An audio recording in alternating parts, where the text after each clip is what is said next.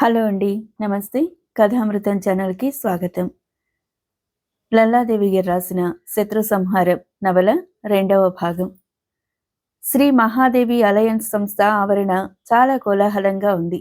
వేలాది మంది ఉద్యోగులు, వందల సంఖ్యలో ఉన్న ఇంజనీర్లు, టెక్నీషియన్లకు ఆ రోజు సెలవు దినంగా ప్రకటించారు. కొన్ని లక్షలు ఖర్చు పెట్టి సిల్వర్ జూబ్లీ పండుగను ఆకర్షణీయంగా జరుపుకుంటున్నారు. ప్రతి సంవత్సరం వార్షికోత్సవాలు ఘనంగా జరుగుతాయి. కానీ ఈ సంవత్సరం ప్రత్యేకమైన ఆడంబరం కనిపిస్తోంది. ఒక నెల జీతం బోనస్గా ప్రకటించారు. అంతర్జాతీయంగా సంస్థకి మంచి ఆర్డర్లొచ్చాయి. సంస్థ స్థాపించి 25 సంవత్సరాలు నిండాయి. ఎన్నో విధాల యాజమాన్యం సంతృప్తితో ఉంది. ఉత్పత్తులు పెరిగాయి. మార్కెట్లో మహాదేవి సంస్థ వారి ఉత్పత్తుల నాణ్యత గురించి మంచి పేరు వచ్చింది. ఆ కంపెనీ వారు వ్యాపార పథంలోకి ఉల్కలా వచ్చి దూసుకుపోతున్నారు. వారి పురోగతి వల్ల ఎన్నో సంస్థలు మూతపడ్డాయి. కొన్ని తరహాల ప్రొడక్షన్ కంపెనీలు నామరూపాలు లేకుండా తుడిచిపెట్టుకుపోయాయి. అలయన్స్ కంపెనీ షేర్లకి మార్కెట్ రంగంలో మంచి డిమాండ్ పెరిగిపోయింది. వారికి ఎదురులేదు. ఇన్ని సంవత్సరాలుగా మకుటం లేని మహారాజుల ఆ కంపెనీ మీద ఆధిపత్యాన్ని చెలాయించుకుంటూ వస్తున్నాడు దేవీ ప్రసాద్ నహతా. కొన్ని శతాబ్దాలకు పూర్వం ఇరాన్ నుంచి వచ్చిన ఉన్నత ఆర్య వంశీకులు గుజరాత్లో రాజులను ఆశ్రయించి స్థిరపడ్డారు. వారి వంశాచారాన్ని, తాత్విక సంపదని, అవెస్తా సాంప్రదాయాన్ని నిలబెట్టుకుంటున్నారు. ఒక చిన్న దేశం తాలూకు వార్షిక బడ్జెట్ అంత పెట్టుబడి వారిది. టర్నోవర్ 1000 కోట్లు, వార్షిక లాభాలు 100 కోట్లు. అంత గొప్ప సంస్థ. పార్సీలకు తెలిసిందే పెద్ద అంకెలు. వారు చేసేదే వ్యాపారం. అయినా దాని అధిపతి దేవీప్రసాద్ నహతా గొప్ప తాత్వికుడని పేరు. మెడలో రుద్రాక్షమాలలు, నుదుటి మీద పెద్ద బొట్టు, పింక్ కలర్ కుర్తా పైజమా. అది ఆయన రూపం. ఆయన తల్లి పార్సీ భగవతి. 80 దాటిన వర్చస్సు మాత్రం సడలని ఆవిడలో కనిపించేది వృద్ధాప్యం కాదు, సౌందర్యమే. ఆయన భార్య ప్రౌఢ, అందానికి ప్రతిరూపం. దేవీ ప్రసాద్ నహతా కూతురు పార్సీ భగవతి. అందానికి అందం, వ్యాపారాల్లో తెలివితేటలు పార్సీ పురుషుల సొత్తైతే అప్సరసల్ని తలదన్నే సౌకుమార్యం, అందం వారి స్త్రీల సొత్తు. ఆయన సెక్రటరీ కైలాస్ చెద్దా బుద్ధిలో బృహస్పతి.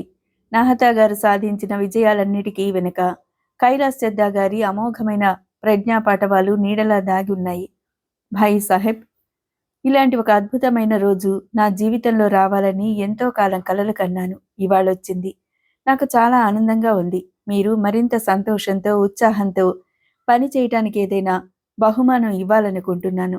ఏం కావాలో అడగండి అన్నాడు దేవీ ప్రసాద్ నహతా. సెక్రటరీ ఏసీ చేయబడిన పెద్ద హాల్లో ఇద్దరే కూర్చున్నారు. చెద్దా ముఖం మీదికి ఇంకా చిరునవ్వు రాలేదు. మనం సాధించవలసింది ఇంకా ఎంతో ఉంది సాబ్. ఇప్పుడు ఈ బహుమానాల ప్రస్తావన ఎందుకు అన్నాడు పొడిగా. అలా కాదు భాయ్ సాబ్, మీకేదైనా ఇవ్వాలని నా మనసు కనిపిస్తుంది కదా, అది భగవంతుడి ఆదేశం అనుకుంటున్నాను అన్నాడు దేవీప్రసాద్. అతని ముఖంలో ఏదో ఉజ్వలత కదలాడుతూ ఉంది. ఒక చేతిలో అవెస్తా పవిత్ర గ్రంథం ఉంది, మరో చేతిలో జపమాల ఉంది. మెడలో పెద్ద పెద్ద స్ఫటికాలు, రుద్రాక్షమాలలు ఉన్నాయి. కళ్ళు చాలా కాంతివంతాలుగా మెరుస్తున్నాయి. మీరు నాకు బహుమతి ఇవ్వాలని ఆలోచించే ముందుగా మరొక ముఖ్యమైన విషయం గురించి విచారించాలి. భాయ్, నువ్వు ఏ విషయం అనుకుంటున్నావో తెలుసు నాకు. ఈరోజు చాలా పవిత్రమైనది, చాలా ఆనందకరమైనది. వ్యాపారం గురించిన ఒక్క మాటైనా మాట్లాడకూడదని, వినకూడదని నిర్ణయించుకున్నాను. That's all. నీకేం కావాలో చెప్పు.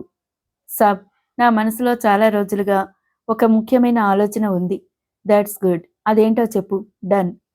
జూబ్లీ హిల్స్లో మన సంస్థకి స్థలం కేటాయించారు కదా, అదిగో మళ్ళీ వ్యాపార విషయమా? అందులో నా స్వార్థం కూడా ఉంది. అయితే చెప్పు. వెనుక ఉన్న అఖండ దీపాన్ని చూస్తూ అడిగాడు. చెద్దాకి తన సొంత విషయాల కన్నా వ్యాపారమే ముఖ్యం. అతని సిన్సియారిటీని ఏనాడూ అనుమానించలేదు డిపి నహతా. అయినా మరొక మారు అతని ముందు రుజువు చేసుకున్నాడు. వాస్తవానికి 2.5 దశాబ్దాలు ప్రతిరోజు పురోగతి సాధిస్తూ వ్యాపారాలు చేయగలుగుతుంది ఆ సంస్థ. అందుకు కారణం ప్రజల ఉదాసీనత, ప్రభుత్వాల బలహీనతలు. కానీ అదంతా చెద్దా మేధా సంపత్తి వల్ల సాధ్యమవుతుందని నహతా గారి అభిప్రాయం. తన కోసం ఆలోచించే ఉద్యోగి కాదు, సంస్థ కోసం రాత్రింబవళ్లు కృషి చేస్తాడు. అక్కడ ఓ అందమైన భవనం కూడా కట్టించాలని నా అభిప్రాయం అన్నాడు కైలాష్ చెద్దా. ఓకే, దానికేం, నిరభ్యంతరంగా. ఎన్ని లక్షలైనా ఖర్చు పెట్టి నీకు నచ్చే విధంగా కట్టించుకో. ఇన్ని సంవత్సరాలుగా నాతో కలిసి పనిచేస్తున్నావు. ఆ జీతం డబ్బులు మినహా ఎన్నడూ ఏమీ అడగలేదు నువ్వు. పెళ్లి కూడా చేసుకుని జీవితంలో స్థిరపడాలనుకుంటున్నావా అని అడిగాడు దేవీప్రసాద్ నహత. నో, అలాంటి ఆలోచనలు నాకేం లేవు. అయినా ఈ వయసులో నాకు పెళ్ళేంటి అన్నాడు కైలాష్ నవ్వుతూ. మరేం చేయాలనుకుంటున్నావు? చాలా కాలంగా తీరని కోరిక ఒకటుంది నాకు. మన సంస్థ అభివృద్ధి కాక మరో కోరిక లేని వాళ్ళ కనిపిస్తావు. కోరిక ఉండటం మంచిదే. అదేమిటో చెప్పు. ప్రపంచంలోకెల్లా అతి భయంకరమైన కెమికల్ వెపన్ ఒకటి తయారు చేయించాలన్నదే నా కల. అందుకోసమే జూబ్లీ హిల్స్లో ఇల్లు కట్టించాలనుకుంటున్నావా? అంతకు మించి నాకు మరే కోరికలు లేవు. నగరానికి ఇంత దగ్గరలోనా? అలా అయితేనే దాని ఫలితాన్ని మనం పూర్తిగా పొందగలం ఖండితంగా చెప్పేశాడు చెద్ద. అందమైన భవనాలకు పునాదులు నిర్మించిన వాళ్ళు ఎవరో ఉంటారు. గొప్ప గొప్ప సంస్థలు 3 రేసులు 6 గుర్రాలుగా దౌడు తీయటానికి కారణం ఎవరో ఒకరుంటారు. శ్రీ మహాదేవి సంస్థకు అలాంటి వాడు చెద్ద. ఆ వ్యాపారం తాలూకు అభివృద్ధి పథకాలు మినహా మరొక ఆలోచన అతని మెదడులోకి రాదు. అతనికి అంకిత భావం ఉంది. లోపల చాలా సంతోషించాడు దేవీప్రసాద్. కానీ ఇది ప్రమాదకరమైన ప్రయోగం అన్నాడు పైకి. నాకు తెలుసు. కానీ ప్రస్తుతం మనకున్న స్థాయి పోటీ వ్యాపారుల్లో కొందరు ప్రభుత్వ ప్రముఖుల్లో అసూయని రేకెత్తిస్తుంది. వారి నుంచి మన సంస్థకున్న ఆధిపత్యాన్ని నిలబెట్టుకోవాలంటే అలాంటి ప్రయోగాలు సాధించటం అవసరం. శత్రువుల్ని సాధించాలనుకున్నప్పుడు తుపాకులు పేల్చటం, బాంబులు విసరటం చాలా నాటు పద్ధతి, చాలా మొరటు. ఒక డ్రాప్ అతని శరీరం మీద పడితే కొన్ని సెకండ్లలోగా అతను చనిపోవాలి. బాధలు, అరుపులు, కేకలు ఉండకూడదు. అంత నిశ్శబ్దంగా, ప్రశాంతంగా జరిగిపోవాలి. ఇలాంటి దాన్ని ఒక చిన్న పిల్లాడి ద్వారా మనం సాధించగలం. అది సాధించగలిగిన రోజు మన రక్షణ కోసం లక్షలాది పెట్టుబడి పెట్టి మిలిటెంట్లని ఆకట్టుకోవాల్సిన అవసరం ఉండదు.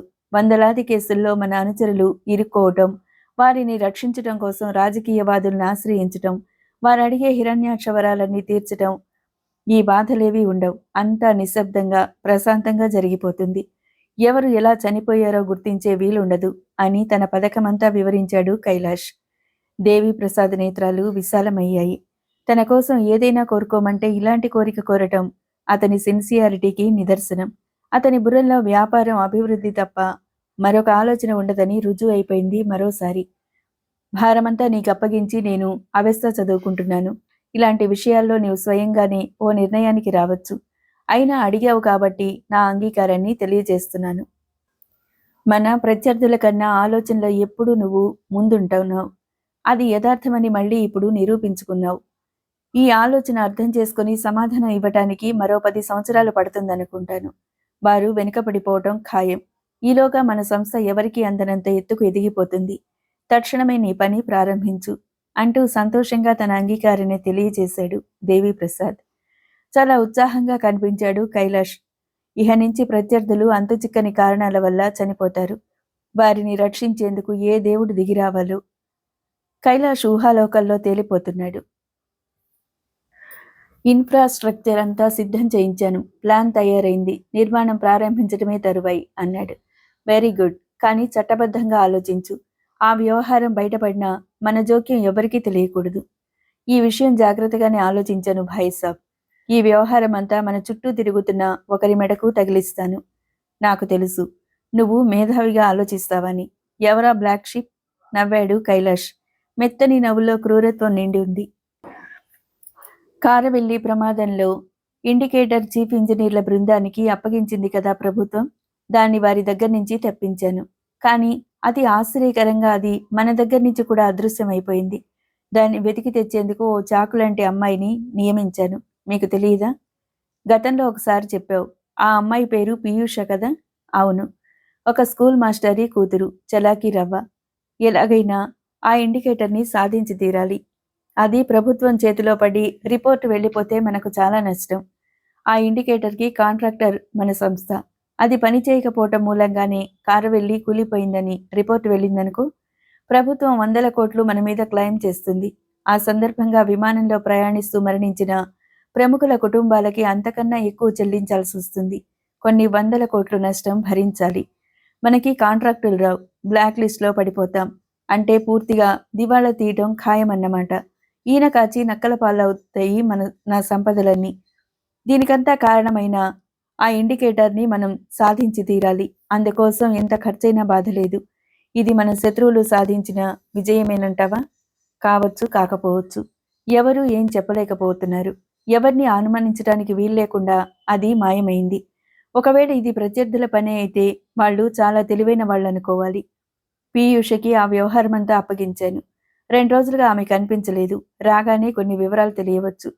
ఎలాగైనా దాన్ని సాధిస్తాను. That's good. కెమికల్ వెపన్స్ తయారు చేసే పనిలో ఆమెను ఎలా వినియోగించుకోవాలనుకుంటున్నావు? ఆ భవనాన్ని ఆమెకు బహుమతిగా ఇస్తాం. ఒకవేళ ఎవరైనా దాడి చేస్తే బాధ్యురాలు ఆమె అవుతుంది. ఆమెను లేపేస్తే ఫైల్ పడిపోతుంది. That's all. పథకాన్ని వివరించాడు. ఇదంతా మంచి వ్యూహం అని భావించాడు దేవీప్రసాద్. అయితే ఇప్పుడు ఆమె ఎక్కడుంది? అన్నాడు. నేనిక్కడున్నాను. మీరెవరూ నా మీద నుంచి చూపులు మరల్చుకోలేరు అని ఛాలెంజ్ చేస్తుందల్లా అలంకరించుకుంది పీయూష. ఆమె నడకలో సమ్మోహన శక్తులున్నాయి. చూడగానే చూపులు తిప్పుకోలేనంత అందం, అంతకు మించిన ఆకర్షణ ఆమె సొంతం. ఆమె ఓ సందు మలుపు తిరుగుతున్నప్పుడు ట్రాఫిక్ బంద్ అయింది. ట్రాఫిక్ కంట్రోలర్ చూపులు మరల్చుకోలేక బొమ్మలా బిగుసుకుపోయాడు. ఆల్చిప్పల్లాంటి రెప్పలు విప్పి ఎదురుగా ఉన్న గేటు మీద నేమ్ బోర్డు వంక చూసిందామె. అదే తనకు కావలసిన ఇల్లన్నట్టు ఆగిపోయింది. ఆ ఇంటి తలుపులు తెరుచుకున్నాయి. వెల్కమ్. నీకోసమే ఎదురు చూస్తున్నాను. మాటలు వినిపించాయి. అబద్ధాలు చెప్పకు. తాగుతూ కూర్చున్నావు అంది పీయూష. క్షమించు. ఇదొక్కటే నా బలహీనత. నిన్ను నేనెందుకు క్షమించాలి? నువ్వు తాగితే నాకేం నష్టం? కలిసి పనిచేస్తావు, కానీ దూరంగానే ఉంటావు. దగ్గర ఎందుకు? నువ్వు అలయన్స్ సంస్థ అధిపతివా? వారి వ్యాపారాల అభివృద్ధి కోసం, రక్షణ కోసం అపాయింట్ చేసుకున్న ఆత్మాహుతి దళంలో ఒక సభ్యుడివి కదా. కానీ నిన్ను నేను ప్రేమించాను. Poor fellow. ఎంత అమాయకుడివిరా నువ్వు. ఈ దేశంలో దరిద్రంతో అండవించే ఈ సమాజంలో డబ్బు కోసం మనుషులు చేయని పనులేం లేవు. కొందరు తెలివిని అమ్ముకుంటున్నారు, కొందరు మేధస్సును అమ్ముకుంటున్నారు. ఒక కోటీశ్వరుడి వ్యాపార సంస్థ అడ్డంకుల్ని తొలగించేందుకు తయారు చేసుకున్న ఆత్మాహుతి దళంలో నువ్వు నేను ప్రాణాలని అమ్ముకుని పనిచేస్తున్నాం. ఏ క్షణంలో వారి కోసం మన ప్రాణాలను పణంగా పెట్టి పోరాడాల్సి వస్తుందో తెలియదు. మనకి ప్రేమేంటి? Non sense. ఏ క్షణంలో చనిపోతామో తెలియదు. అందుకే బ్రతికి ఉన్నంతసేపు సుఖపడాలనుకుంటున్నాను. What you mean? మనసు లేకపోయినా నువ్వు నాకు కావాలి. షటప్. పశువులకి మనుషులకి తేడాలున్నాయి. బ్రతికి ఉన్నంత కాలమైనా వాటిని నువ్వు గుర్తుపెట్టుకో. ఈ గదిలో నువ్వు నేను తప్ప మరెవరూ లేరు. ఎన్నో హత్యలు చేసిన వాడినికి నిన్ను రేప్ చేయటం గొప్ప కాదు. దీని పేరేంటో తెలుసా? ఓ వస్తువు చూపింది పీయూష. టీయర్సెస్. ఇదేంటో కూడా తెలుసనుకుంటాను. Bomb shell. ఇవి నా దగ్గర ఎప్పుడూ ఉంటాయి. నీ పరిధులు దాటి అడుగు ముందుకు వేశావంటే నిర్దాక్షిణ్యంగా చంపేస్తాను. ఖబర్దార్, గుర్తుంచుకో. తిరిగి వాటిని హ్యాండ్ బ్యాగ్లో దాచుకుంది. ఆ యువకుడికి చావంటే భయం తెలీదు. బాంబులంటే ఆట వస్తువులు. కానీ బాంబ్ షెల్ లాంటి ఆడపిల్ల వార్నింగ్ ఇచ్చేసరికి వణికిపోయాడు. నీలాంటి వాళ్ళని చాలా మందిని చూశాను అన్నాడు బింకంగా. అలాగే చూస్తూ ఉండు. నా వంక మాత్రం ఆ దృష్టితో చూడకు అంటూ హెచ్చరించింది పీయూష. వెళ్ళిన పనేమైంది? తలకెక్కిన పెద్దమ్మ దిగిపోయింది. మామూలుగా అయిపోయి వృత్తిపరమైన సంభాషణ ప్రారంభించాడు. యాక్సిడెంట్లో 2 చనిపోయారు. వాళ్ళ వివరాలు తెలుసుకున్నావా? ఒక ఆమె పేరు తనుజ. ముసలావిడ ఆమె అత్తగారు. వారితో ఉన్న 3 సంవత్సరాల పాపాయి తప్పించుకుంది. అదెలా సాధ్యమైంది? అర్థం కాలేదు. ఇప్పుడు అసలు వ్యక్తి రంగంలోకి వచ్చాడు. అసలు వ్యక్తి అంటే ఎవరు? తనుజ భర్త రాహుల్. వివరాలు తెలుసుకున్నావా? అతను ఇండియన్ ఎయిర్ ఫోర్స్లో పనిచేస్తున్నాడు. బెంగళూరులో అద్భుతమైన ప్రదర్శనిచ్చి అధికారుల మెప్పు సంపాదించాడు. చాకులాంటి కుర్రాడు.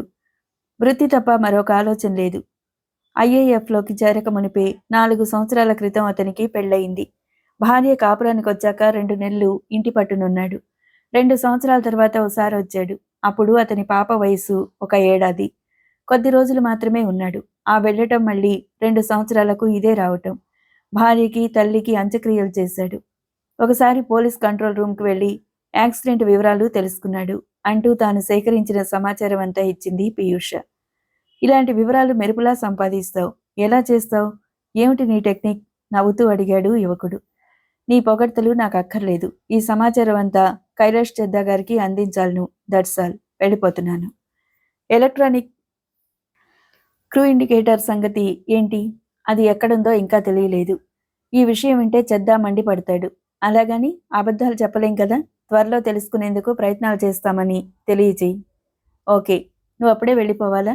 దురాశ నిండిన చూపుల్ని ఆమె మీదకి సారించాడు ఆ యువకుడు మళ్ళీ. ఒళ్ళు దగ్గరుంటేనే నీతో కలిసి పనిచేయగలుగుతాను. మళ్ళీ ఎప్పుడొస్తావు? జాలిగా చూశాడు. మరికొంత సమాచారం సేకరించి తిరిగొస్తాను. ఈ రాత్రికొస్తావా? ఆశ నిండిన ఆరాటం. అవసరం అనుకుంటే రాత్రైనా వస్తాను. నన్ను నువ్వేం చేయలేవని తెలుసు నాకు. ఉత్త వాజమ్మవి. అతని ముఖం పక్కకు మరలించుకున్నాడు. ఈ మాటలు మరొకరనుంటే పరిణామాలు చాలా క్రూరంగా ఉండేవి. కానీ పీయూష విషయంలో అతను అసక్తుడైపోయాడు. ఆలోచన నుంచి అతను తేరుకునే లోపలే ఆమె వెళ్ళిపోయింది. సుష్మ గదిలో ఒంటరిగా ఉంది. చుట్టూ బొమ్మల కొలువు పెట్టుకుంది. పప్పా కొనిపెట్టిన మిక్కీ మౌస్ను చూసి ముచ్చట పడిపోతుంది. మమ్మీ, గ్రానీ గురించి అస్పష్టమైన భావాలు కొన్ని ఆ లేత గుండెల్ని దారుణంగా తొలుస్తున్నాయి. చనిపోవటం అంటే ఏంటో తెలిసే వయసు కాదు. మళ్ళీ తిరిగి రారని మాత్రమే అర్థమైంది. మమ్మీ లేకుండా ఎలా? ఇంతకాలం మమ్మీ ఉంది, పప్పా లేరు. ఇప్పుడు పప్పా ఉన్నారు, మమ్మీ లేదు. గ్రానీ అసలు తిరిగి రానే రారు. మిక్కీ మౌసుని పుచ్చుకుని లేవాలని ప్రయత్నించింది. అది చేజారి పడిపోయి 2 విభాగాలుగా అయింది. పప్పా కోపడతారు. పక్కనే ఉంచుకున్న ఇండికేటర్ని ఒక భాగం లోపల అమర్చింది. అది మమ్మీ, గ్రానీ చనిపోయినప్పుడు తన చేతికి వచ్చింది. ఆ భయంకరమైన ఆలోచనలు దీని మూలంగా జ్ఞాపకం వస్తున్నాయి. మిక్కీ మౌసులో ఇండికేటర్ బహుచక్కగా ఇమిడిపోయింది. మళ్ళీ 2 పార్ట్స్ కలిపేసింది సుష్మ. మిక్కీ మౌస్ అందంగా అమరిందిప్పుడు. ఇండికేటర్ దాని లోపల ఉంది. ఎవ్వరికీ కనిపించదు. ఆ ఇండికేటర్ కొన్ని కోట్ల సంపాదన కల ఒక మల్టీనేషనల్ సంస్థను దివాళా తీయించగలదని పాపాయికి ఏం తెలుసు? మరి కాసేపు పప్ప ప్రేమగా కొనిచ్చిన మిక్కీ మౌస్తో ఆడుకుంది. ఇంకా కొన్ని బొమ్మలతో ఆడుకుంది. బాగా అలిసి నిద్రపోయింది. నిద్రపోక మునుపు ఏం చేసిందో పూర్తిగా మర్చిపోయింది.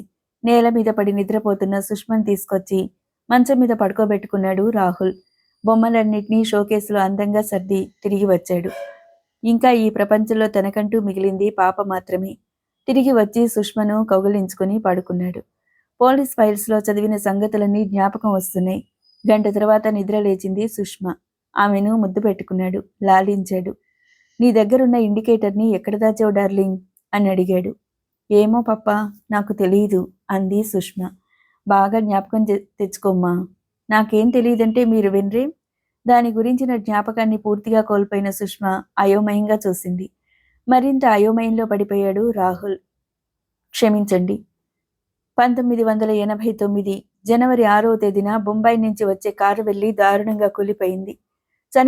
పడిపోయే ముందు కేంద్రంతో వైర్లెస్ సంబంధాలు తెగిపోయాయి. పైలట్ పంపిన వార్తలేవీ చేరలేదు. అతను ఏదైనా మాట్లాడితే అది బ్లాక్ బాక్స్లో రికార్డ్ అవ్వాలి. అది కూడా జరగలేదంటే కారణం తెలియదు. ఆ కారణం తెలుసుకోవాలంటే ఇండికేటర్ను క్షుణ్ణంగా పరిశీలించాలి. అది పరిశీలనకు పంపాం. ఇంకా రిపోర్టు రాలేదు సార్. పత్రికలకు వార్తలు ఇచ్చేందుకు ఎలాంటి అవకాశం లేదు సార్ అన్నాడు ఏఎస్పీ కారంత్. డైరెక్టర్ జనరల్ మండిపడిపోతున్నాడు. నీవిలా కథలు చెప్తే నేను వింటాను, కానీ నేను చెప్తే ప్రభుత్వం వింటుందనుకున్నావా? ప్రజలు వింటారనుకున్నావా? నువ్విలా మాట్లాడుతున్నావంటే మన ఇద్దరిలో ఒకరు ఈడియట్ అయి ఉండాలి. ఎక్స్క్యూజ్ మీ సార్, ఆ రిపోర్ట్ వెంటనే తీసుకుంటాను. Do the needful at once order ఇచ్చారు డైరెక్టర్ జనరల్. ఎస్ సార్ అంటూ సెల్యూట్ ఇచ్చి బయటపడిపోయాడు కారంత్. వరండాలోకి ఇచ్చి రుమాల్తో నుదురద్దుకున్నాడు. Are you smart? ఎర్రక్షరాలు రాసున్న అద్దంలో చూసుకుని మరోమారు క్రాఫ్ సవరించుకున్నాడు. డీజీ గారి మాటలు కొరడా జలిపించినట్టుగా ఉన్నాయి. ఈ డిపార్ట్మెంట్లో ఉద్యోగాలు చేయటం అంటే కత్తి మీద సాము. డైరెక్ట్ రిక్రూట్గా ఏఎస్పీ ఛార్జీ తీసుకుంది మొదలు ప్రతిరోజు ఒక ఛాలెంజ్. ప్రభుత్వాల కన్నా చాలా సందర్భాల్లో టెర్రరిస్టులు, అరాచకవాదులు బలంగా పనిచేస్తారు. వారికి కొందరు అధికారులు, రాజకీయ నాయకుల మద్దతు ఉంటుంది. ఆ ప్రభుత్వం త్వరగా పడిపోవాలని కోరుకునే వర్గాల వారందరూ ఇలాంటి వ్యక్తులను రహస్యంగా, పరోక్షంగా మద్దతు ఇస్తారు. పోలీసులు ఏం చేయాలి? చేయగలిగిందంతా చేస్తూ ఉండాలి. ఐఏఎఫ్ వారి రీసెర్చ్ ఇన్స్టిట్యూట్ వైపుగా దూసుకొచ్చాడు కారంత్. అతనిలో నిరుత్సాహం తగ్గి పట్టుదల పెరుగుతుంది. కార్యాలయంలో ఉద్యోగులు చాలా సిన్సియర్గా తల వంచుకొని పనిచేస్తున్నట్టు కనిపించారు. టైప్ మిషన్లు టకటకలాడుతున్నాయి. ఎవరు కావాలి మీకు? అటెండర్ పలకరించాడు. ఎవరూ తలెత్తలేదు. హాల్లోకి తాను అడుగుపెట్టిన సంగతి ఎవరు గుర్తించినట్టుగానే ఉండిపోయారు. సిఈ గారున్నారా? ఉన్నారు. కానీ విజిటర్స్ని 2 గంటల తర్వాత చూస్తారు. డిపార్ట్మెంట్ పని మీద వచ్చాను. విజిటింగ్ కార్డు అందించాడు. అది తీసుకుని లోపలికి వెళ్ళిన అటెండర్ 20 నిమిషాల తర్వాత వచ్చాడు. అతడి ముఖం ఉదాసీనంగా ఉంది.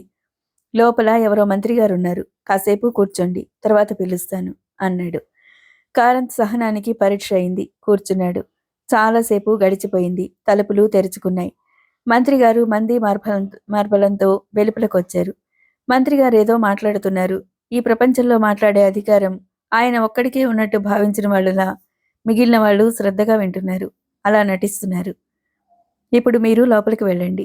కారంత్ క్రాఫ్ సవరించుకుని లోనికి నడిచాడు. ఏం కావాలి? మంత్రిగారితో మాట్లాడి విసిగిపోయినట్టు కనిపించారు సిఈ. ఉదాసీనంగా ఉంది ఆయన వైఖరి. ఎంక్వైరీకి వచ్చాను. ఒక కేసులో ఇన్ఫర్మేషన్ కావాలి. నాతోనే మాట్లాడాలా? అవును, మీతోనే. కూర్చోండి. విషయం ఏంటో బ్రీఫ్గా చెప్పండి అన్నారు సిఈ. జనవరి 6వ తేదీ కారువెల్లి కూలిపోయింది కదా? అవును. దేశంలో ప్రముఖులు 36 మంది చనిపోయారు. వారిలో ఒకరు అంతర్జాతీయ క్రీడాకారుడున్నాడు. ప్రముఖ రాజకీయవేత్తలు 4 వారు పోవటంతో ఒక వర్గానికి నడుములు విరిగాయి. పాపం ఆ సెక్షన్ మళ్ళా వార్తల్లో కనిపించకుండా పోయారు. షార్ సెంటర్ ఇంజనీర్లు 2 వీరు చనిపోవటం వల్ల ఒక రాకెట్ ప్రయోగం 2 గంటలు వాయిదా పడింది. ఆహార ధాన్యాలు పండించే ఓ జెనెటిక్స్ ఇంజనీర్ చనిపోయారు. కొందరు ప్రముఖ వ్యాపారులు చనిపోవటంతో కొన్ని వ్యాపారాలు కుప్పకూలిపోయాయి. ఓ విమానం కూలిపోయిందంటే ఆ నష్టాన్ని రూపాయల్లో అంచనా వేయలేం. అది దేశ పురోగతికే నష్టం వాటిల్లిన సంఘటన. ప్రజల్లో విశ్వాసం దెబ్బతింటుంది. ప్రమాద కారణాలను విచారించేందుకు ఓ కమిటీని వేసింది ప్రభుత్వం. ఆ కమిటీ రిపోర్ట్ ఇంకా రాలేదు. పోలీసులు కూడా చేతులు ముడుచుకుని కూర్చున్నారు. మీరు కూడా ఇంతవరకు చేయగలిగింది ఏం లేదనుకుంటాను అన్నారు సిఈ. ఆయన పొడిచిన ముళ్ళు తగిలి కారంత్ గిలగిల్లాడిపోయాడు. సార్, మేం ఆలోచిస్తున్నాం తీవ్రంగానే అన్నాడు. ఆలోచిస్తే సమస్యలకు సమాధానం దొరకదు. పని చెయ్యాలి. ఏం చేయాలని మీ అభిప్రాయం? పోలీస్ తెలివి ప్రయోగించాడు కారంత్. ఈ కేసు ఎలా పరిష్కరించాలనే విషయం మీద ఆయనకు ఒక అభిప్రాయం ఉంటుంది. టెక్నీషియన్గా ఆయన ఈ సంఘటన గురించి పోలీసుల కన్నా ఎక్కువ అర్థం చేసుకోగలుగుతారు. అది తెలుసుకోవాలని అతని ఈగోని సంతృప్తిపరచాలని అడిగాడు. ఏం చేయాలో మీరిప్పుడు అడుగుతున్నారు. ఇక్కడ విమానం ప్రమాదాలకి ఖచ్చితమైన కారణాలు చెప్పగల సాంకేతిక నిపుణులుంటారనే విషయం మీకిప్పుడు గుర్తొచ్చిందా? మనిషి హక్కులకి, రాజ్యాంగానికి సంబంధించిన నేరాలు జరిగినప్పుడు లాయర్లను ఆశ్రయించాలి. సాంకేతికమైన నేరాలు జరిగినప్పుడు మమ్మల్ని అడగాలి కదా? సార్, మిమ్మల్ని అడిగి తెలుసుకునేందుకు వచ్చాను. పోలీస్ ఆఫీసర్గా చలాకీతనం చూపించాడు కారంత్. సిఈ గారి ఈగోని శాంతింపచేయగలిగాడు. అతని మీద సిఐ గారికి అనుకూలమైన అభిప్రాయాలు కలిగాయి. అయితే చెప్తా వినండి. ప్రమాదం జరిగినప్పుడు విమానం 2000 అడుగుల ఎత్తున వెళుతుంది. హఠాత్తుగా కేంద్రంతో సంబంధాలు తెగిపోయాయి. పైలట్ ఏదో చెప్పుంటాడు. ప్రత్యక్షంగా జరుగుతుందేంటో వివరించుంటాడు. కానీ అది కేంద్రానికి చేరలేదు. అతను ఏం చెప్పాడో తెలుసుకోగలిగితే ఈ సమస్య మబ్బులో విడిపోతుంది. పైలట్ చనిపోయాడు. విమానంలో ఎవరూ మిగల్లేదు. మొత్తం 36 మంది చనిపోయారు. మనకు అతనేం చెప్పాడో ఎలా తెలుస్తుంది సార్? ఎవరు చెప్తారు అంటూ దీనంగా అడిగాడు కారంత్. సిఈ గారు ఇగో పూర్తిగా శాంతించింది. అందుకే ఇది పోలీసు వారికి పూర్తిగా అర్థం కాని విషయం అన్నాను. అప్పుడేం జరిగిందో తెలుసుకునేందుకు దారులున్నాయి. క్రూలు అటువంటి ఏర్పాట్లు ముందు జాగ్రత్త కోసం చేస్తాం. ముందు జాగ్రత్త కోసం కారువెల్లిలో ఎలాంటి ఏర్పాట్లు చేశారు? అది సాంకేతిక సమాచారం, ఆయన చెప్పాలి. కనుక వినయం ఉట్టిపడే స్వరంతో అడిగాడు కారంత్. సిఈ గారు పైపు వెలిగించి లేచి నిలబడ్డారు. బ్లాక్ బాక్స్ అనే పేరు ఎప్పుడైనా విన్నారా మీరు? అన్నాడు గుప్పుమని మేఘంలా పొగ వదిలి. విన్నా సార్. ప్రపంచ ప్రచారమైన కనిష్క ప్రమాదంలో వినిపించింది ఆ పేరు. కనిష్క సముద్రంలో కూలిపోయింది. అప్పుడు కూడా ఇలాగే కేంద్రంతో పైలట్కు సంబంధాలు తెగిపోయాయి. ఆ బ్లాక్ బాక్స్ కోసం రోబోట్లను ఆ సముద్రంలోకి పంపి దాన్ని వెలుపలికి తీయించారు సార్ అన్నాడు కారంత్. Yeah, your right. కారవెల్లిలో కూడా అటువంటి ఏర్పాట్లున్నాయి. క్రూ బాక్స్లో ఈ సమాచారం అంతటినీ రికార్డు చేసే ఎలక్ట్రానిక్ పరికరం ఒకటి అమర్చారు, ఇండికేటర్. అది చాలా చిన్న పరికరం. దాన్ని ఎగ్జామిన్ చేస్తే ఈ కేసు మబ్బులా విడిపోతుంది. రహస్యాలు బయటపడతాయి అని వివరించాడు సిఈ. సార్, ఆ ఇండికేటర్ ఇప్పుడెక్కడుంది అని అడిగాడు కారంత్. దానిని విశ్లేషణకు పంపించాం. ఒక దళం దాన్ని విశ్లేషించే కార్యక్రమంలో ఉన్నారు. ఫలితాలు రాగానే ప్రభుత్వానికి రిపోర్టు పంపుతాం. ఈ భవనంలో గ్రౌండ్ ఫ్లోర్లో మరో సిఈ ఉన్నారు. వారి దగ్గర మీకు మరికొన్ని వివరాలు తెలుస్తాయి. తిరిగి వచ్చి తన కుర్చీలో కూర్చున్నాడు ఆయన. థ్యాంక్ యూ సార్ అంటూ లేచాడు కారంత్. కేసు గురించిన అవగాహన ఏర్పడింది. కొన్ని వివరాలు తెలిసాయి. దాంతో అతనిలో ఉత్సాహం ఉరకలు వేస్తుంది. గ్రౌండ్ ఫ్లోర్కి వచ్చాడు. కానీ అక్కడ సిఈ గారు లేరు. నాన్ టెక్నికల్ స్టాఫ్ ఉన్నారు. మీరొచ్చిన పనేంటి? ఒక ఆయన ప్రశ్నించాడు. సిఈ గారిని చూడాలి. ఆయన లేరు. పనేంటో చెప్పండి. నేను వారి సెక్రటరీని. కారవెల్లి నుంచి క్రూ బాక్స్ విశ్లేషణకు వచ్చింది కదా, ఆ వివరాలు తెలుసుకునేందుకు డ్యూటీ మీద వచ్చాను. ఆ వివరాలు మీకు తెలిపే అవకాశం లేదు నవ్వాడా వ్యక్తి. కారంత్ చాలా నిరుత్సాహంతో కృంగిపోయాడు. అవకాశమే లేదంటారా? ఎందుకని? క్రూ బాక్సులో ఆయువు పట్టు లాంటి పరికరం, ఎలక్ట్రానిక్ ఇండికేటర్, అది ప్రస్తుతం మా దగ్గర లేదు సార్. మరెక్కడికైనా పరిశీలన నిమిత్తం పంపించారా? కాదు సార్, అది దొంగిలించబడింది. దొంగతనమా? అంత ప్రాముఖ్యత కలిగిన వస్తువు ఎవరు తీస్తారు? ఎలా పోతుంది? Are you joking? No sir, it's true. అది దొంగిలించబడింది. అదెలా సాధ్యమైంది? రక్షణ శాఖకు అనుబంధ సంస్థ కదా ఈ రీసెర్చ్ సెంటర్. ఎంతో ప్రాముఖ్యత కలిగిన ఆ వస్తువుని ఇక్కడి నుండి ఎవరు దొంగిలించగలరు? అమితాశ్చర్యంతో అడిగాడు. ఈ ప్రపంచంలో ఏదైనా సాధ్యమే సార్. కావాలనే ఎవరైనా చేశారనా మీ అభిప్రాయం? అలా ఎందుకు కాకూడదని నా అనుమానం. ఆ వస్తువు ఎవరికీ పనికిరాదు కదా. ఈ ప్రపంచంలో పనికిరాని వస్తువు అంటూ ఏదీ ఉండదు సార్. దాన్ని తిరిగి మరో విమానంలో ఉపయోగించ వీలుంటుందా? ఉంటుంది, కానీ అలా ఎవరూ చేయరు. మరి దాని అవసరం ఎవరికుంటుంది? సార్, మీరు పోలీస్ ఆఫీసర్ అయ్యుండి కూడా ఇలా ప్రశ్నించటం చాలా అమాయకంగా ఉంది. ఆ ఇండికేటర్ విశ్లేషణ జరిగితే అతి విలువైన 36 పాత్రల రహస్యం బయటపడుతుంది. దొంగలెవరో ప్రపంచానికి తెలిసిపోవచ్చు. ప్రజల తరఫున ప్రభుత్వం కొన్ని వందల కోట్ల రూపాయలను ఏ వ్యాపార సంస్థ మీదైనా క్లెయిమ్ చేయొచ్చు. దాని వెనక అలాంటి చిదంబర రహస్యాలు ఎన్నో దాగుంటాయి అంటూ వివరించాడు ఆ ఉద్యోగి. కారంత్ కళ్ళు తెరుచుకున్నాయి. ఇది రొటీన్గా జరిగే పరిశోధన కాదు. దీని వెనక చాలా అగాధం ఉంది. ఎవరో చాలా పెద్దవాళ్ల హస్తం కూడా ఉందని అతనికి అర్థమైంది. అంత విలువైన వస్తువు పోతే మీరేం చేశారు? చేసేదేముంటుంది?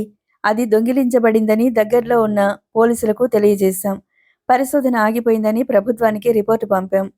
ఉద్యోగులుగా మేం చేయగలిగింది అంతే కదా అని చేతులు దులిపేసుకొని మరోవైపు తిరిగాడు. కారంత్ ఆ భవనం నుంచి పరుగులాంటి నడకతో బయటపడ్డాడు. ఆ ప్రాంతానికి సంబంధించిన పోలీస్ స్టేషన్ దగ్గరలోనే ఉంది. కేసుకు సంబంధించిన ఓ కొత్త రూపం అతని మనసులోకి రావటంతో ఇన్వెస్టిగేషన్ స్పిరిట్ వచ్చేసింది. జీప్ దిగి లోపలికి వెళ్ళాడు. ఏఎస్పీని చూసి ఎస్ఐ కంగారు పడిపోయాడు. ముందుగా సమాచారం లేదు. రావాల్సినంత అర్జెంట్ కేసులు లేవు. గౌరవంగా చేతులు కట్టుకుని పక్కన నిల్చున్నాడు. ఈ మధ్య దొంగతనం కేసులేమైనా రికార్డ్ అయ్యాయా? ఇదేదో చాలా ఆశ్చర్యంగా ఉంది సార్. కేసులు లేవు ఈ మధ్య. ఎయిర్ ఫోర్స్ రీసెర్చ్ సెంటర్ నుంచి కూడా ఏం లేవా?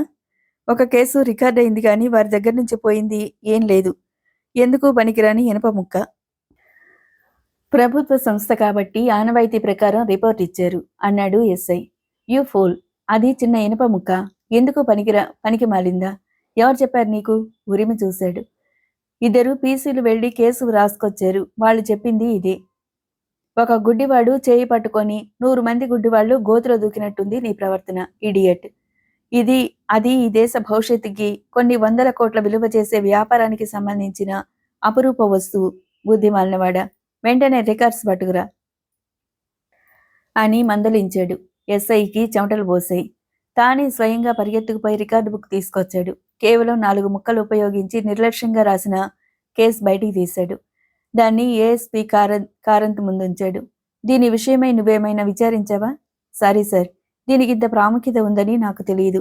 రిపోర్ట్ ఇచ్చిన వారు కూడా ఎవరూ లేరు. అమాయకుడా, కేసుల్లో ముఖ్యమైనవి కొన్ని, ముఖ్యం కానివి కొన్ని ఉంటాయనుకున్నావా?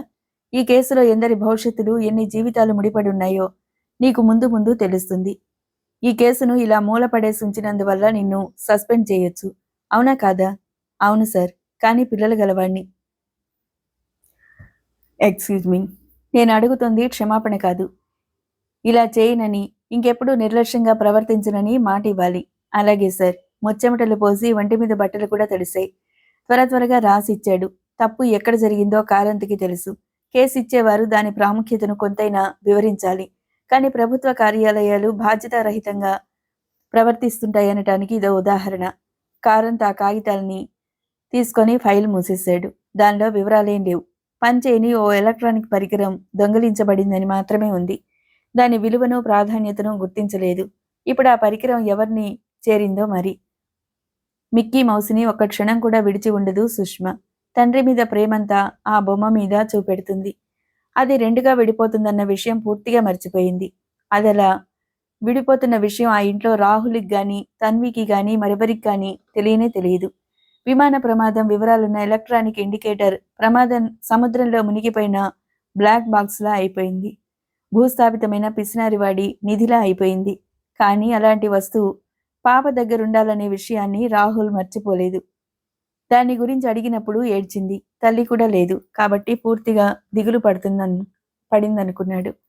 అలాంటి వస్తువు పాప చేతికెలా వచ్చింది అన్న సాధారణమైన ఉత్సుకతకి సమాధానం తర్వాత ఆలోచించాలనుకున్నాడు. సంపత్ మాస్టర్ కథ విన్న తర్వాత అలాంటి వస్తువుకి కొంత బ్యాక్‌గ్రౌండ్ కూడా ఉండవచ్చనిపించింది. దాన్ని పోలీసు అధికారులకి ఇచ్చేయటం మంచిదని భావించాడు. స్వీటీ, నీ దగ్గర ఓ టాయ్ ఉండాలి కదా, ఏమైంది అని అడిగాడు. సుష్మ భయంగా చూస్తుంది. ఎక్కడైనా దాచిపెట్టావా? బుజ్జగించాడు. మళ్ళీ బావురుమంది.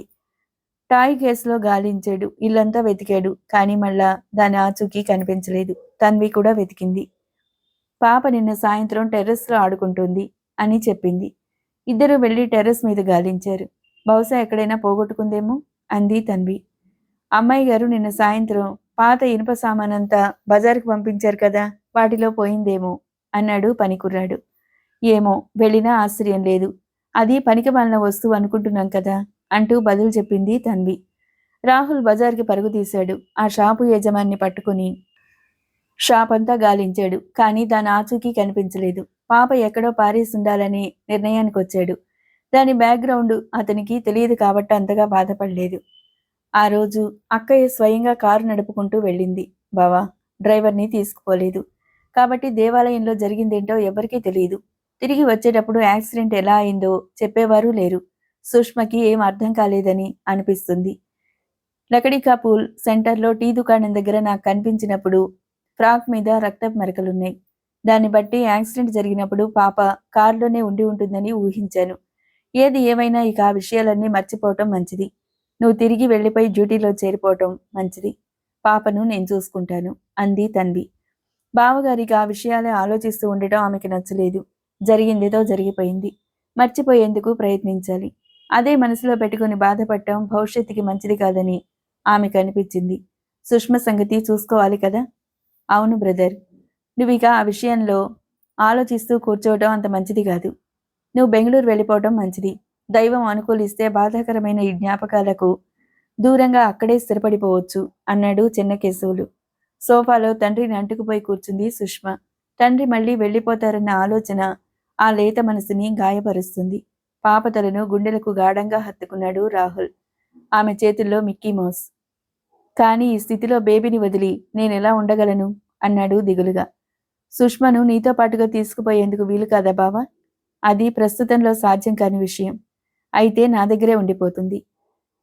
నిన్ను వెళ్ళిపోయి డ్యూటీలో జాయిన్ అవ్వమని చెప్పాలంటే బాధగానే ఉంది. కానీ ఎంతకాలమని బాధపడుతూ కూర్చుంటావు? మళ్ళీ ఉద్యోగంలోకి వెళ్ళిపోయావంటే కొంతైనా మనసు ఊరట కలుగుతుంది కదా అంటూ సలహా ఇచ్చింది తన్వి. బాబు, నీకు తెలుసు కదా, నాకు ఇద్దరే ఆడపిల్లలు. తనుజ హాయిగా కాపురం చేసుకుంటూ ఉంటే తన్వి ఉద్యోగం చేయాలనుకుంది. కానీ విధి మరొకలా తలచింది. ఇప్పుడు తన్వి తన అభిప్రాయం మార్చుకుంది.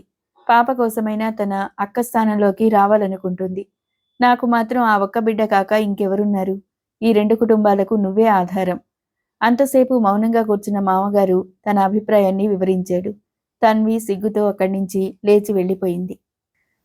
పెళ్లి మాట ఎలా ఉన్నా పాపాయికి ఓ చక్కని భవిష్యత్తు రూపొందించడానికి అందరూ ఆలోచిస్తున్నారు. రాహుల్కి తృప్తిగా ఉంది. తాను ఒంటరివాడు కాదు, పాప ఒంటరిది కాదు. ఈ ఆలోచన తనకి ఎంతగానో మనశ్శాంతిని చేకూరుస్తుంది. బావా, నీకోసం ఎవరో వచ్చారు బెంగళూరు నుంచి. వార్త తీసుకుని మళ్ళీ తిరిగొచ్చింది తన్వి. రాహుల్ చివాల్న లేచి కిందికి దిగి వచ్చాడు. చెన్నడు వెంటొచ్చాడు. Hello young man, how do you do? నవ్వుతూ దగ్గరగా వచ్చి భుజాలు పట్టుకుని కుదుపుతూ పలకరించాడు ఆహుజా. ఫైన్ సార్, మీరెప్పుడొచ్చారు? ఢిల్లీ నుంచి వచ్చాను. నిన్ను చూసిపోదామనిపించింది. వెల్కమ్, రండి కూర్చోండి. నా మీద చూపుతున్న వాత్సల్యానికి ధన్యవాదాలు. అందరూ కూర్చున్నారు. తగిలిన గాయం నుంచి నువ్వు కొంత కోలుకుంటున్నావనుకుంటున్నాను. చూడు రాహుల్, మనం సైనికులం. గాయం తగిలినా కర్తవ్యానికి దూరం కాకూడదు, పిరికి వాళ్ళం కాకూడదు. అవును సార్, నేను తిరిగి రావాలనే ఆలోచిస్తున్నాను. సైనికుడు అనే మాట వినగానే పూర్తిగా బాధ్యతలకు లొంగిపోయాడు రాహుల్. That's good. ఈ మాట నీ నోటి వెంట వినాలని వచ్చాను. సార్, 2-3 రోజుల్లో నేను వచ్చి జాయిన్ అవుతాను. నాకు తెలుసు, ఇలా చేయవలసి రావటం బాధగానే ఉంటుంది. అయినా బాధ్యతల నుంచి పారిపోవాలని లేదు సార్. రియల్లీ నేను మరికొద్ది రోజులు పోయాక రావాల్సింది. కానీ ఢిల్లీ కాన్ఫరెన్స్లో తెలిసింది, రాష్ట్రపతి మన డిమాన్స్ట్రేషన్ చూసేందుకు త్వరలో వస్తారు. ప్రదర్శనలో నువ్వు లేకపోతే ఉప్పు లేని కూరలా, మసాలా వేయని చికెన్లా చప్పగా ఉంటుంది. ఐఏఎఫ్ సౌత్ జోన్లో నువ్వే కదా హీరోవి. బెంగళూరు నగర వీధిలోకి నీ ఫ్లైట్ లేచిందంటే హోరెత్తిపోవాలి. వయసులో అధికారంలో నేను నీకన్నా పెద్దవాణ్ణి, అయినా నీకు అభిమానిని. యునో అన్నాడు ఆహుజా. అదంతా అతన్ని ప్రోత్సహించడానికి మాట్లాడింది, కానీ అందులోని వాస్తవం ఆయనకు తెలుసు. రాష్ట్రపతి తిలకించే ప్రదర్శనకు నేను వస్తాను, డిమానిస్ట్రేషన్ ఇస్తాను సార్, నా శక్తిని ధారపోస్తాను అన్నాడు రాహుల్ ఉద్వేగంగా. నిజమైన సైనికులెవరూ గాయాలకు భయపడరు. భగవంతుడు నీకు తోడుగా ఉండాలని ప్రార్థిస్తాను. ఆహుజా అభినందించాడు. సార్, మీరు మా ఇంటికి రావటం నా అదృష్టం. ఈరోజు మీరు నా అతిథిగా ఉండాలి, రాహుల్ అభ్యర్థించాడు. నో సారీ, అలాంటి అవకాశం మరొకసారి వస్తుందని ఆశిద్దాం. ఫ్లైట్ రెడీగా ఉంటుంది, నేను వెళ్ళిపోవాలి, లేచాడు ఆహుజా. మెరుపులాగే వెళ్ళిపోయేందుకు లేచాడు. సుష్మా ఎప్పుడొచ్చిందో ఆహుజా చేయి పట్టుకుంది. నమస్తే అంకుల్ అంది మెడ వెనక్కు వాల్చి పైకి చూస్తూ. నా డాటర్ సుష్మా అంటూ పరిచయం చేశాడు రాహుల్. వెరీ గుడ్ బేబీ, సుష్మని ఎత్తుకున్నాడు ఆహుజా. సారీ బేబీ, నీకేమీ ప్రజెంటేషన్ తీసుకురాలేదు. ఈసారి తప్పకుండా తీసుకొస్తాను. నౌ ఎక్స్క్యూజ్ మీ అన్నాడు ముద్దు పెట్టుకుని. అంకుల్, పప్పాని మళ్ళీ తీసుకుపోతారా? అనుమానంగా అడిగింది. లేత కళ్ళు చెమరిస్తున్నాయి. మిక్కీ మౌస్ని గట్టిగా పట్టుకుంది. అవునమ్మా, త్వరలో నువ్వు కూడా బెంగళూరు వచ్చేస్తావు. మా బేబీ కూడా అక్కడే ఉంది, నీతో ఫ్రెండ్షిప్ చేస్తుంది. ఓకే? ఓకే అంకుల్, కానీ పప్పాని తీసుకుపోకండి. మీ పప్పా చాలా గొప్పవారమ్మా, ఆయన మాతో ఉండాలి. నో, అదేం కుదరదు. పప్పాని మీతో పంపను. ఇప్పుడు కాదులే, తర్వాత వస్తారు. కిందికి దింపేశాడు. అంకుల్, మమ్మీ గ్రానీ చనిపోయారు తెలుసా? I'm very sorry, very very sorry. Papa కూడా చనిపోతారా? తప్పమ్మా, అలా అనకు. ఆయన ఈ దేశాన్ని కాపాడతారు. మరి నన్ను? లేత చెంపల మీదికి కన్నీరు ఉబికొచ్చాయి. నిన్ను కళ్ళల్లో పెట్టుకుని పెంచుకుంటారమ్మా, don't worry. Thank you uncle. Ahuja చెయ్యి వదిలేసింది సుష్మా. బరువెక్కిన హృదయంతో మెరుపులా ముందుకు సాగిపోయారు ఆహుజా. తన్వి వచ్చి సుష్మని చేతుల్లోకి తీసుకుని కన్నీరు తుడిచింది. రాహుల్ మనసులో చెలరేగిన ఆవేదన్ని తట్టుకోలేకపోయాడు. చిన్ను, పోలీస్ కంట్రోల్ రూమ్కి వెళ్ళి రావాలి. ఆ గొడవలు వదిలేద్దాం రాహుల్. వదిలివేయాలన్నా ముందుగా చెప్పాలి కదా. అయితే వెడదాం పద. వెంట నడిచాడు చెన్నుడు. ఈసారి స్టేషన్ ముందు దిగ్గానే అతనికి సకల మర్యాదలు జరిగాయి. సొంత డిపార్ట్మెంట్లోని హైయర్ ఆఫీసర్ వచ్చినట్టుగా ట్రీట్మెంట్ ఇచ్చారు. ఏఎస్పీ కారంత్ ఎదురు వచ్చి స్వాగతం చెప్పాడు. డ్రింక్స్ తెప్పించి ఇచ్చాడు. రాచమర్యాదలు చేసి గొప్ప ఆనర్ ఇచ్చాడు. కారు యాక్సిడెంట్ విషయంలో మా వాళ్ళు కొంత సమాచారం సేకరించారు అంటూ ప్రారంభించాడు. రాహుల్ విరక్తిగా నవ్వాడు. కారంత్ ఊహించిన విధంగా మాట్లాడేందుకు ఏమాత్రం ఆసక్తి చూపించలేదు. వినటానికి ఆసక్తి ఉన్నవాళ్ల మౌనంగా కూర్చున్నాడు. యాక్సిడెంట్ జరిగిన రోజున విక్టిమ్స్ దేవాలయానికి వెళ్లారు. ఆలయంలో అదే రోజున అదే సమయానికి ఒక విచిత్రం జరిగింది. ఏదో ఒక వస్తువు విషయంలో 2 వర్గాల మధ్య పోరాటం జరిగింది. ఆలయంలో కలుసుకోవాలని ఆ 2 వర్గాలు ముందుగానే నిర్ణయించుకుని ఉండవచ్చు. అలాగే కలుసుకున్నాయి. సాధారణంగా కొట్లాడుకుని శక్తి సామర్థ్యాలు తెచ్చుకునేందుకైతే ఆ ముఠాలు ఆలయ ప్రాంతాలను ఎన్నుకోవు. ఎందుకంటే అక్కడ పబ్లిక్ ఉంటుంది. వారి మధ్య అనుకోకుండా వివాదం చెలరేగింది. పూజ చేయించుకునేందుకు వచ్చిన వారంతా చెల్లాచెదరయ్యారు.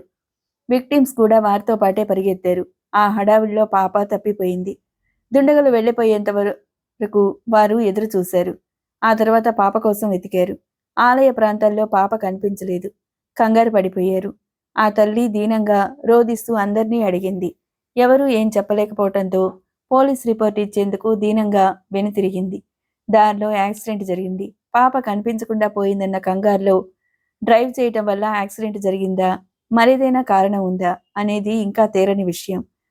2 విధాలుగాను ఊహించడానికి మాత్రమే ఆధారాలున్నాయి. నిరూపించడానికి మాత్రం ఎలాంటి ఆధారం లేదు అంటూ వివరించాడు ఏఎస్పీ కారంత్. అక్కడ గొడవ ఎందుకు జరిగిందో, అది జరిపించిన వారు ఎవరో తెలుసుకున్నారా అని అడిగాడు రాహుల్. అది చెప్పడం చాలా కష్టం సార్. ఫ్లయింగ్ గ్రూపులు అవి ఇక్కడ ఒకసారి అక్కడ ఒకసారి కనిపిస్తాయి. వారు కూడా ఊహించని విధంగా గలాభా జరిగింది కాబట్టి ప్రజల దృష్టిలో పడ్డారు. కానీ సాధారణంగా వారి పని ముగించుకుని వెళ్ళిపోయేవారు అన్నాడు కారంత్. రాహుల్ మనోలోకంలో మంటలు లేచాయి. జరిగింది యాక్సిడెంట్ అయితే తప్పు భగవంతుడి మీద మోపొచ్చు, భవిష్యత్తుని భగవంతునికి అప్పగించి మనశ్శాంతిని పొందొచ్చు. కానీ ఇది మనుషులు చేసిన కుట్ర అయితే సహించరానిది, భరించరానిది. అతని నేత్రాలు చింతనిప్పుల్లా అవుతున్నాయి. ఒకవేళ ఆలయంలో జరిగింది కుట్ర అయినా దానితో అమాయకురాలైన అమ్మకు తనూజకి ఏంటి సంబంధం అన్నాడు. అతని మనసు తొక్కిపట్టిన బంతిలా అయింది. అలా సంబంధం ఉండాలనే నియమం ఉండదు సార్. నేరస్తుల ప్రపంచం చాలా విశాలమైంది. వారి చేతులు చాలా బలమైనవి. వారి చూపులకు వాడితనం చాలా ఎక్కువ. ఏదైనా జరగవచ్చు. ఉదాహరణకి చూడండి, మా డిపార్ట్మెంట్ ఓ చిన్న దొంగతనం జరిగింది. ఐఏఎఫ్ వారి రీసెర్చ్ సెంటర్లో పనికి మారిన ఓ ఇనుప ముక్క పోయిందని రికార్డు చేశాడు మా ఇన్స్పెక్టర్. ఆ దొంగతనానికి ఎలాంటి ప్రాధాన్యత లేదని అప్పుడే దాన్ని మర్చిపోయాడు. నేను తీగలాగేసరికి డొంకంతా కదిలింది. అలాగే ఉంటాయి సార్. నేరస్తుల దృష్టి కాబట్టి మనకు కనిపించిన కారణాలు వారికి కనిపిస్తాయి. ఫర్ ఎగ్జాంపుల్, ఆలయంలో పాప అదృశ్యం కావటానికి, లకడీ కపూల్ టీ కొట్టు దగ్గర ప్రత్యక్షం కావటానికి మధ్య చాలా అనూహ్యమైన సంఘటనలు జరిగుండొచ్చు కదా. పాపాయి కాబట్టి చెప్పలేకపోవచ్చు అంటూ రాహుల్ మనసులో అంటుకున్న మంటల్ని మరింత రెచ్చిపోయేలా చేశాడు ఏఎస్పీ కారంత్.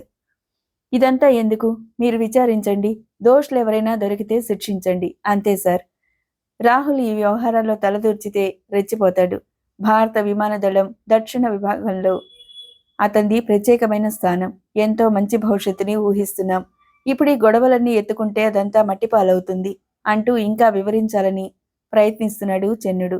చెన్ను, మనం ఇప్పుడు ఆలయానికి వెళ్ళాలి అన్నాడు రాహుల్. అప్పటికి అతని ఆలోచనలు చాలా దూరం వెళ్ళాయి. అతని ముఖంలో పట్టుదల, కళ్లల్లో గాంభీర్యం, ఉక్రోషం, పౌరుషం, ద్వేషం, ప్రతీకారం అన్నీ చూసి మారు మాట్లాడలేకపోయాడు చెన్నకేశవుడు. ఏదో శక్తి ఆవహించినట్టుగా అయ్యాడు రాహుల్. సాధారణ మర్యాదలు కూడా మర్చిపోయాడు. వెళ్ళొస్తానని చెప్పకుండా లేచి బయటకు పరుగు తీశాడు. ప్రత్యర్థుల మీద దాడికి సిద్ధమవుతున్న ఓ వీర సైనికుడు అతనిలో కనిపించి తనలో తాను నవ్వుకున్నాడు ఏఎస్పీ కారంత్. పలకరించేందుకు కూడా భయమేసి బిగుసుపై కూర్చున్నాడు చెన్ను. ఆలయం తలుపులు తెరిచే ఉన్నాయి. జనం పలచగా ఉన్నారు. రోడ్డు మీద నుంచి పైకి వెళ్లేందుకు 18 మెట్లున్నాయి. కేవలం 5 సెకండ్లలో మెట్లు దాటి లోనికి పరుగు తీశాడు రాహుల్. చెన్నుడు అప్పటికింకా 5వ మెట్టు దాటలేదు. అతనికి మనసులో దిగులుగా ఉంది, భయంగా ఉంది, ఆయాసంగా ఉంది. ఇన్ని రోజుల తర్వాత రాహుల్ డ్యూటీలో చేరేందుకు అందరూ కలిసి ఒప్పించగలిగారు. ఒకవేళ ఏదైనా కుట్ర ఉన్నా అది పోలీసులు చూసుకోవాలి. అంతేకాని సాధారణ వ్యక్తులు చేయగలిగింది ఏముంటుంది? రాహుల్ మాత్రం ఏం చేస్తాడు? ఈ గొడవల్లో తలదూరిస్తే అతని భవిష్యత్ ఏమవుతుంది? చెన్నుడు కంగు తినిపోయి ఆలోచించటం మానేశాడు. ఆయాసం తీర్చుకుంటూ నెమ్మదిగా పైకి చేరుకున్నాడు. అప్పటికే ఆలయం లోపలికి చేరుకుని పూజారితో మాట్లాడుతున్నాడు రాహుల్. ఆ రోజు ఇక్కడ చాలా పెద్ద గొడవ జరిగిందట కదా? అవునండి అయ్యా, జరిగిందట. నేను విన్నాను అన్నాడు పూజారి. గొడవ జరుగుతున్న సమయంలో మీరిక్కడ లేరా? ఎందుకు లేనండి అయ్యా, ఉన్నాను, ఇక్కడే ఉన్నాను. మరి విన్నాను అంటారేంటి? మీరు చూడలేదా? అంత అవకాశం ఎక్కడ దొరికిందయ్యా? లోపల పూజలు చేయిస్తున్నాను. ఆ రోజు జనం ఎక్కువగా ఉన్నారండి అయ్యా. బయట కేకలు వినిపించాయి. అలజడి బాగా చెలరేగిందండి అయ్యా. బయటికి వెడదామనుకుంటూ ఉండగా ఒక్కెత్తున భక్తులు లోపలికి నెట్టుకొచ్చేశారండి అయ్యా. తలుపులు బిగించేశారు. ఆ తర్వాత చాలాసేపటికి తలుపులు తెరిచారు. కానీ అప్పటికి అంతా సద్దుమణిగిందండి అయ్యా అంటూ తన పరిస్థితిని క్షేమకరంగా వివరించాడు పూజారి. మరైతే అప్పుడు ఈ ఆలయం తాలూకు వ్యక్తులెవరూ బయట లేరా? ఎందుకుండరండయ్యా, గార్డుంటాడు. ఈ ఆలయానికి అతనే జవాను, అతనే అటెండరు, అతనే ఎస్కార్టు, అలియాస్ అండయ్య. ఇప్పుడు అతను ఎక్కడున్నాడో చెప్పగలవా? బయటే ఉంటాడు. మీరు వచ్చేటప్పుడు కనిపించలేదా? నేను చూడలేదు. అతని పేరు గురవయ్య అండయ్యా అన్నాడు. రాహుల్ అనుమానంగా చూశాడు. అవునండయ్యా, గురవయ్యకి రిజర్వేషన్లో ఉద్యోగం వచ్చింది. వాడికి ఇబ్రహీంకి లింకులున్నాయి. ఉదయం సాయంత్రం నమాజ్కి వెళ్ళొస్తాడు. మిగిలిన సమయం అంతా గురవయ్య ఇక్కడే ఉంటాడు అంటారు. వాడికి క్వార్టర్స్ అంటే ఓ చిన్న గది కూడా ఇచ్చారు ఆఫీస్ పక్కనే అంటూ పరిస్థితి అంతా వివరించాడు పూజారి. చంద్రుడు వెంట రాగా రాహుల్ ఆఫీస్ గది వైపు నడిచాడు. కార్యాలయంలో విజిటర్స్ టికెట్స్ కొంటూ కనిపించారు. ఆ మూల ఓ చిన్న గది ఉంది. దాని తలుపులు దగ్గరికి వేసున్నాయి. అదే గురవయ్య గదని గుర్తించాడు రాహుల్. గది ముందు ఆగిపోయాడు. అరక్షణం ఆలోచించి తలుపు మీద చేయి వేశాడు. అవి దగ్గరకు మూసున్నాయి కానీ బోల్టు వేయలేదు. చేయి వేయగానే తెరుచుకున్నాయి. గురవయ్య లేడు. అతని మిత్రుడు ఇబ్రహీం ఓ కుర్చీలో కూర్చొని సిగరెట్ తాగుతున్నాడు. అతని వెనక అల్మరాలో నింపిన గ్లాసు ఖాళీ సీసా కనిపించాయి. పైన సీలింగ్ ఫ్యాన్ తిరుగుతుంది.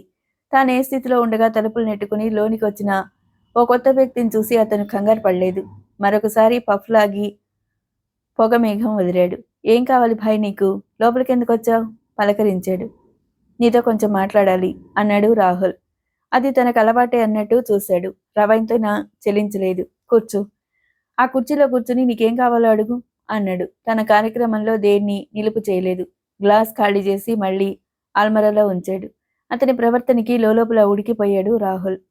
ఈ మధ్య ఆలయం దగ్గర గొడవ గురించి కొన్ని వివరాలు కావాలి, తెలుసుకునేందుకు వచ్చాను అన్నాడు. దానికి ఇబ్రహీం చిద్విలాసంగా నవ్వాడు. గొడవలకేం తక్కువ? ఈ లొకేషన్లో దాదాగిరి ఎక్కువగానే ఉంటుంది.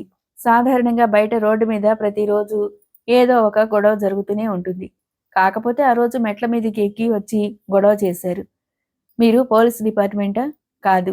ఆ గొడవల్లో నష్టపడిన వ్యక్తిని. ఎవరో 2 వర్గాలు కొట్టుకున్నారు. ఆ 2 వర్గాలకి సంబంధించిన వారికే కాదు, కానీ ఇతరులకి నష్టం జరిగిందంటే ఆశ్చర్యంగా ఉంది. మీరేం చేస్తారు? ఐఏఎఫ్ దక్షిణ విభాగంలో ఫ్లైట్ లెఫ్టినెంట్. వెరీ స్మార్ట్ సైనికులు అన్నమాట. ఈ దేశాన్ని రక్షించాల్సింది మీరే. కానీ ఒక మాట చెప్పనా? దురదృష్టవశాత్తు మన దేశానికి బయట శత్రువుల కన్నా లోపల శత్రువులే ఎక్కువగా ఉన్నారు. ఏమంటారు? మరో పఫ్ లాగి మళ్ళీ పొగమేఘం వదిలాడు. అది ఫ్యాన్ గాలికి అబ్జార్బ్ అవుతూ ఉంటే దాని వంక విచిత్రంగా చూశాడు. నాకు అలాంటి విషయాలేమీ తెలియవు. ఆ రోజు ఏం జరిగిందో మీరు వివరంగా చెప్పగలరా? ప్రత్యక్ష సాక్షులు కదా అన్నాడు రాహుల్. అతను రెప్పలు సగం వాల్చి అరక్షణం ఆలోచించాడు. చెప్తాను. కానీ ఆ సంఘటన గురించి ఒక సైనికాధికారికి ఇంత ఆసక్తి ఎందుకు అనిపిస్తుందో నాకు ముందు నా ప్రశ్నకి సమాధానం చెప్పండి. ఆ రోజే నా భార్య తల్లి చనిపోయారు. ఎక్కడ? ఆలయం దగ్గరే? కాదు, మరొక చోట యాక్సిడెంట్లో. అది యాదృచ్ఛిక సంఘటన కావచ్చు కదా.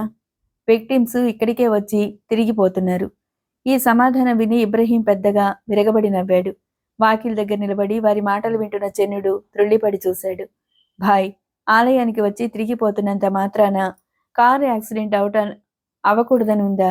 తిరుపతి కొండల మీద నుంచి కార్లు అనేకసార్లు లోయలోకి దొర్లిపడ్డాయి. పేపర్లో చదివాం కదా. మీ ఊహ మంచిది కాదు, ఖండితంగా తేల్చి చెప్పేశాడు ఇబ్రహీం. అతను ఒక నష్టపోయిన వ్యక్తికి చూపవలసిన సానుభూతి చూపలేదు. కనీసం సాటి వ్యక్తికి ఇవ్వాల్సిన మర్యాద కూడా ఇవ్వలేదు. పైగా ఒక ప్రత్యర్థిలా భావించి మాట్లాడుతున్నాడు. అంతా కాదు, అలా అనుమానించడానికి వేరే కారణాలున్నాయి. అదే అడుగుతున్నాను. మీ కారణాలేంటో నాకు చెప్పండి. రాహుల్కి ఈ మాట విని ఒళ్ళు మండిపోయింది. నా మనసులోని మాటలన్నీ మీకెందుకు చెప్పాలి నేను అన్నాడు కోపంగా.